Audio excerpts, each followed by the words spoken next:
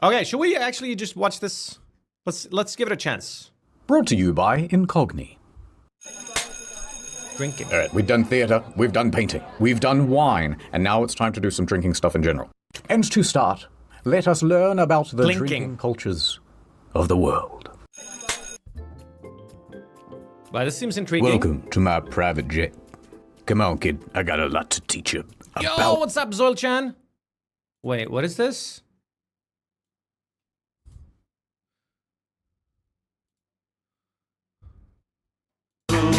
Wait, fuck, I skipped the instructions. Guess the album by hearing sample of one of its tracks.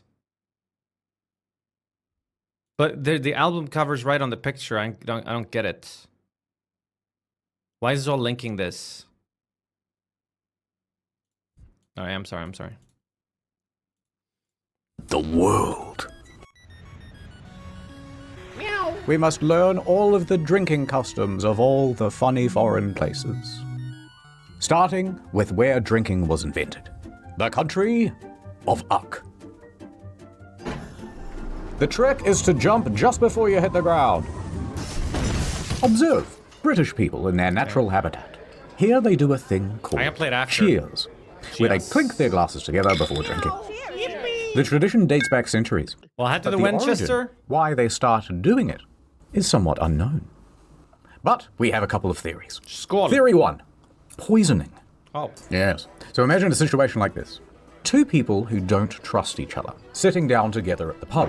I can do that game. This guy then does something shady to the other guy's drink. Here you go. Did you poison my drink? Me? I would never.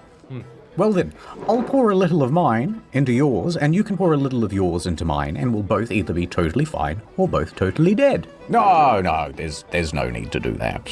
So that was the initial version, and then eventually they just kind of shortcutted it to, yeah, clink clink, it's fine, I trust you. But that's probably a myth. So, theory number 2. Ghosts. Ooh. Right, in the Middle Ages, people were worried about spooky ghosts and spirits. What's this internet historian, bruh? So they'd do cheers very loudly to scare away the demons. Kingdom Come. Also, sometimes you'd spill some of your drink onto the table and the floor, and then that was like a little offering to the spirit. But that's probably also not true. The most likely answer is simply that everyone likes that sound. It's very satisfying. There's more. You know when someone drops a glass and everyone just kind of silent, like, oh, you fucking idiot. Well, in the UK, instead, everyone goes, way, in celebration, as a way to make fun of you, but also make you feel This is also like if you accidentally drop something in the school cafeteria, you'd have this effect. Bad. Uh-oh. The BBC? They have a whole organization for that now? We gotta get out of here. We'll take my private cruise ship. Come to Italy, where they filmed the Mario movie. Let me just park this here. Chat, is this actually real? Come this way to the Leaning Tower of Pizza, held up by the raw strength of 1,000 tourists posing for photographs. Twats. But did you know that Italians, when they say cheers, say chin chin? Chin chin.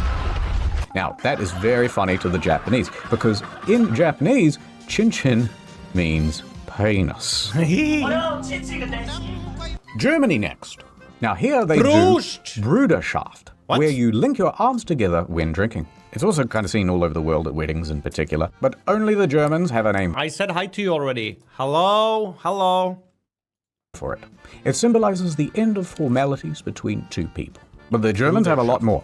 Now, when you clink glasses together with someone, you have to look them directly in the eye.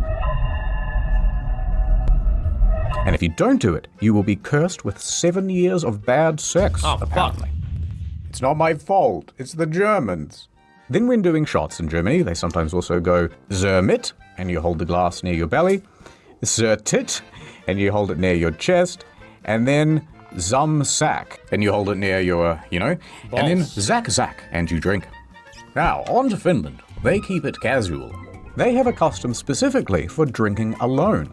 You're supposed to do it while loafing around in your underpants, and it's called kalsari kani. I'm not surprised. Also known as underwear drunk. All right, that's all I could find on Finland. So off to Canada. To get there, I booked us a private fishing trawler.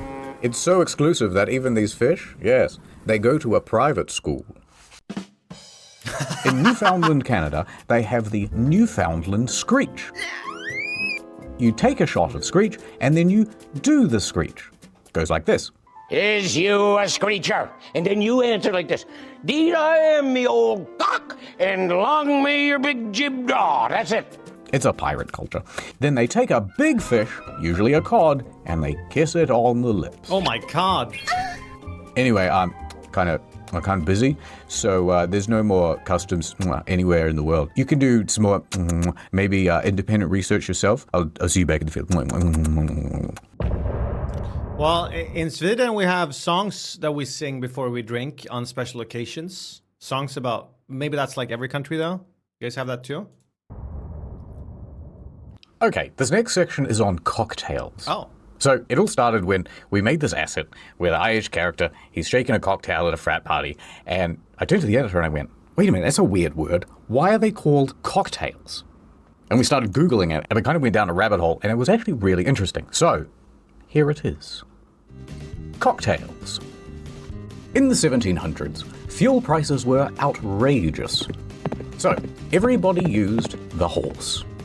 Now, horses weren't just used for travel, they were also used for work in the field. Is this going to include a horse So you would cock? sometimes put a harness on a horse for ploughing a field, right? Now, when you do that, its tail actually gets in the way, and so we have to do something about that thing. Think of it like the foreskin of the horse. You put it in the guillotine, and everybody closes their eyes. Problem solved. Now, this practice is called docking. It has a different meaning these days. So once the tail is docked, some say it's much easier to clean. But it also kind of looks like a chicken's tail, right?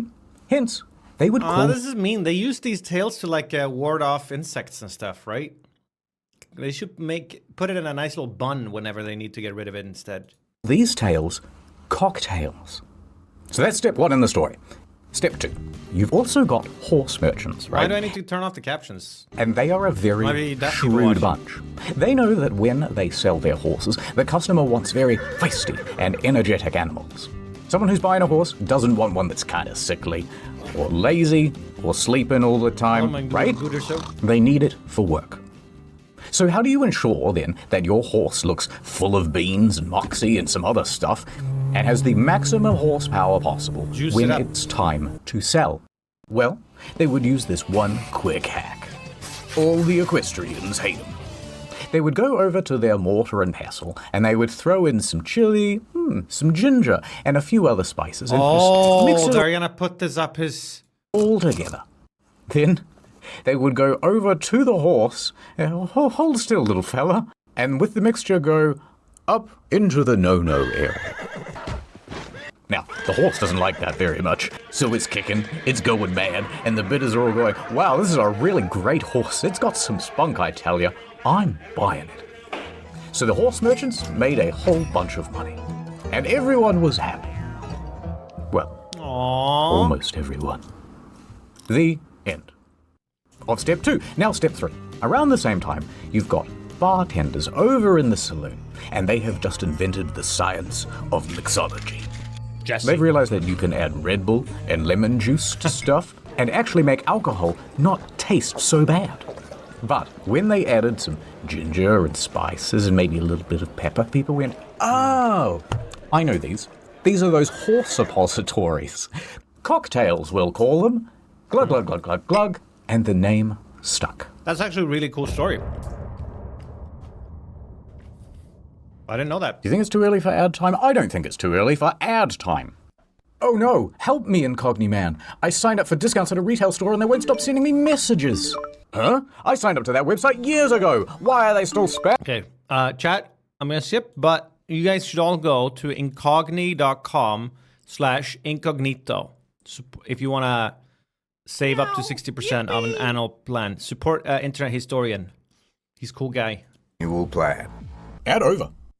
Have you heard about the I think latest it can be safer on the internet. dangerous trend? It's all over social media. Wine mixed with watermelon. A combination when mixed together makes a deadly poison.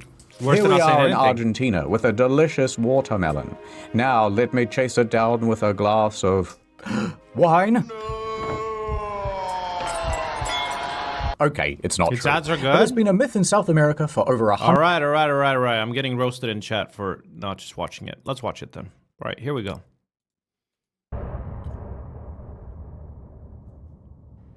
Do you think it's too early for ad time? I don't think it's too early for ad time. Oh no, help me, NymN. I signed up for discounts at a retail store and they won't stop sending me messages. Huh? I signed up to that website years ago. Why are they still spamming me? One guy. One. That would Two. be my doing. I Three. am database man. Four. Who will stop him? It's me, NymN. Incogni is the brilliant service that tells a whole bunch of databases and people who have your data and stuff to get fucking lost. It says, hey, do you have this email address? Well, lose it. Hey, marketer man, you can't use this phone number anymore. Instead of chasing them all up manually by signing up to Incogni, they send these legal requests on your behalf to get you deleted from the internet. Let us do battle in my realm. And then we teleport to the desert. I bet follow him. Incogni portal. Good of you to finally join us. Yeah, well, I'm gonna stop you. Incogni lawyer powers, legal threats, data removal tools, Consumer Privacy Act, data protection regulations, polite yet stern wording. It has created a Gundam. So go to incogni.com/incognito. Sign up today and get 60% off an annual plan. I won't change numbers. I won't change email addresses. I'll just simply take them back. I can feel it working. My phone isn't ringing as often. My email inbox, it's less full with just a whole bunch of shit. And then like the sun, Bunch of shungai. the clouds clear. My databases are getting too light. I'm floating away. He'll die of the cold eventually. Pan up and it's an old man. He's like, not bad, kid. Not bad at all. So go to incogni.com/incognito. Sign up today and get 60% off an annual plan. Ad over. Have you heard about the latest dangerous trend? It's all over social media. Wine mixed with watermelon. A combination when mixed together makes a deadly poison. Here we are in Argentina with a delicious watermelon. Now let me chase it down with a glass of wine. Perhaps CCP1G. Okay, it's not true. But it's been a myth in South America for over 100 years that you should never pair wine and watermelon together. No one quite knows why. But we dug and we were able to find a single source from an author, Facundo de Genova. And he says, in probably Argentina, probably sometime in the 1800s, there was a small Catholic church and everything was great. For a time. They grew wine for dinner and watermelon for dessert. Until one day, something bad happened in their idyllic little town. A few men in the village started getting a bit grabby. It was a whole Me Too thing, but it was the first Me Too. It was a me one. No one quite knows who did what to whom, but it was a big scandal, I tell you. And it kept happening. Oh no, what's happening to our beautiful village? They said in their funny foreign accents. Now, presiding over the village was a monastery. So the priests all gathered together at this monastery to figure out what the hell's going on with all this grabbiness. Yeah, this town sucks now, said the women folk. I hope you have a plan to fix this. Yes, of course we do. But first, we must figure out why the men are becoming so grabby. Come on, guys, think outside the box. We have to find something, anything to blame, except the people who actually did the thing. So the priests began looking at the diets of the people in the village. The priest said aloud. One of the monks proposed a theory. Have you noticed that we grow a lot of grapes here? Yes. And have you noticed that we also grow a lot of watermelon? Yeah. Well, what if, somehow it makes the men folk grabby? That must be it. We must put a stop to this. But how? Well, let's tell them that if they drink wine and eat watermelon, they'll go to hell. Okay, so that's what they did. Hear ye, hear ye. Why not just say they'll go to hell for being grabby? Do not drink wine and then eat watermelon. You'll go to hell. Oh, really? Really? I don't know that. Really? And it worked. The assaults suddenly stopped. Oh. Hurrah! Although whether that was a coincidence, we don't actually know. Over time, however, the messaging kind of evolved because Don't mix wine with watermelon isn't exactly a well-known Bible proverb, and people became less religious. So instead of, you'll go to hell, the line changed to, it's poison and you'll die. And in Argentina, in some places, the myth still perpetuates. Now, is there actually any evidence at all that pairing wine and watermelon together really causes the mood? Doesn't sound like that good of a combo, though. Maybe like white wine, I guess. Kinda. Watermelon contains an amino acid, arginine, which partially transforms into nitric oxide, and then nitric oxide is a vasodilator. And vasodilators do this. Oh. Plus, wine also has polyphenols, and that also helps in the formation of nitric oxide, so double this. But the effect from nitric oxide is actually very mild. Also, all of these foods have polyphenols and arginine in them as well.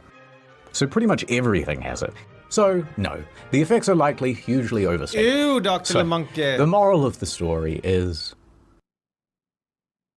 People talk, but people's not talking?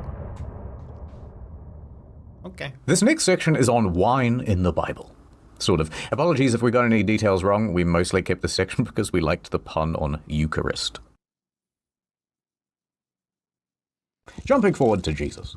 This is his first recorded miracle. So, Jesus and a whole bunch of his followers and stuff, Water to they wine. are invited to a wedding in Cana. Now, the waiter goes over to serve some guests some wine, and...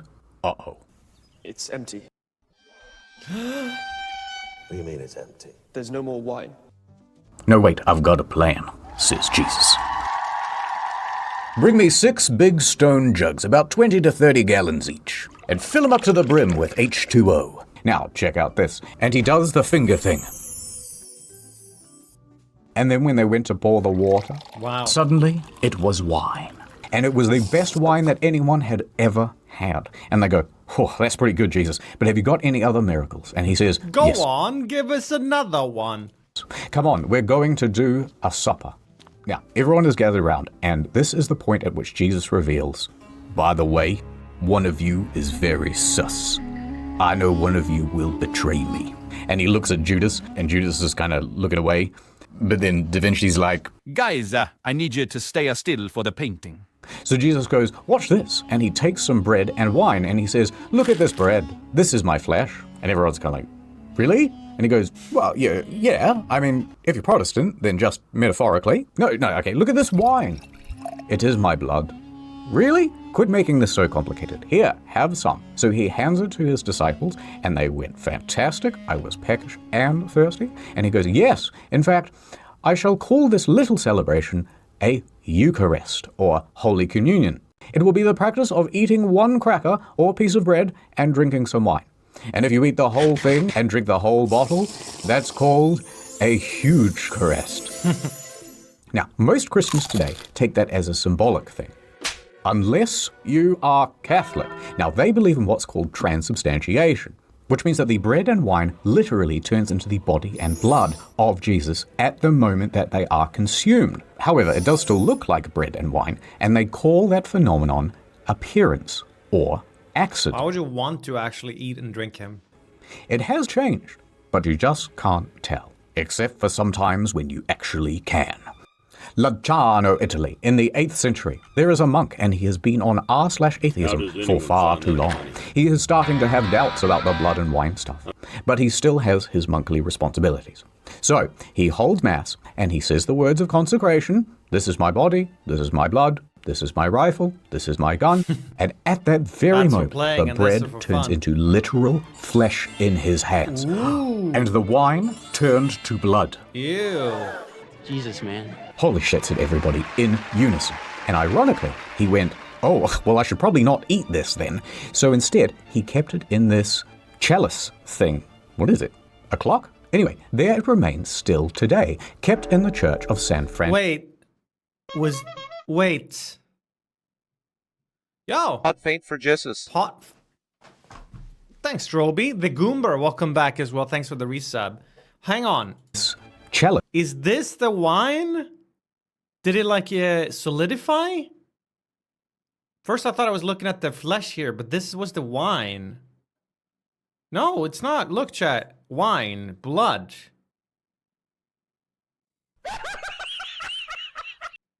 Because then they pan up and it's the flesh, no? Let me see. This thing. What is it? Then. So instead, he kept it in this chalice thing. What is it? A clock? See, Anyway, it says bread flesh here. So this is the bread flesh. And the other stuff is the wine. there it remains still today, kept in the church of San Francesco. And now a couple of years Thanks, later, in the Berkey, man. Welcome back. 1970s, Professor Odaro Leone decides, let me do a bit of an experiment. So he took a sample of the flesh and he came to the conclusion that it was indeed real. Apparently, it was part of a heart valve and that the blood type was AB. The sample has not been analyzed since. However, it is officially recognized by the Roman Catholic Church. Jeez. Here ends the reading.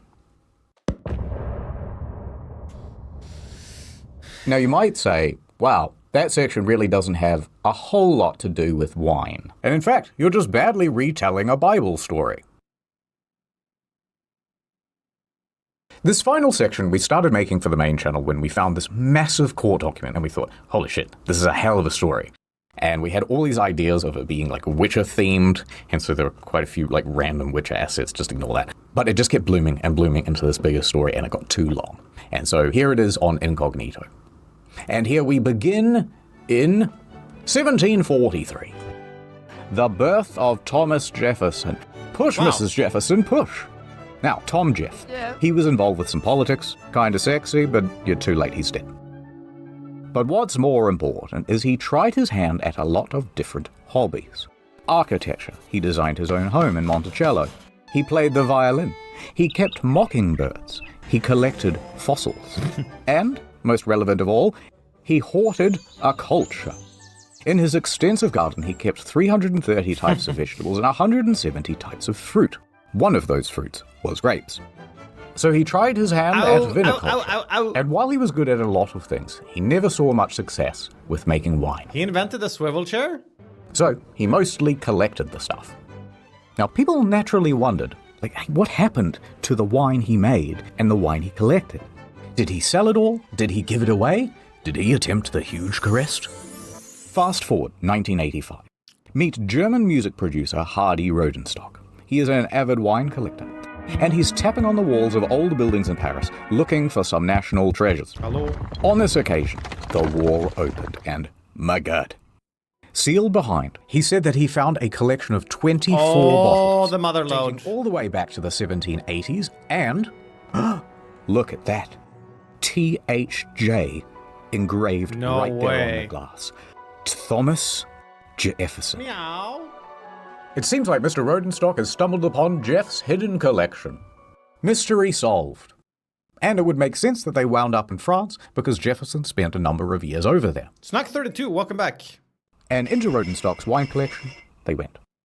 Now, Rodenstock's wine collection was something quite special, and he liked to show it off. So every year he would host tasting events that featured extremely rare wines. And he would invite all the most I have prominent... never tried a really, really fancy or expensive wine.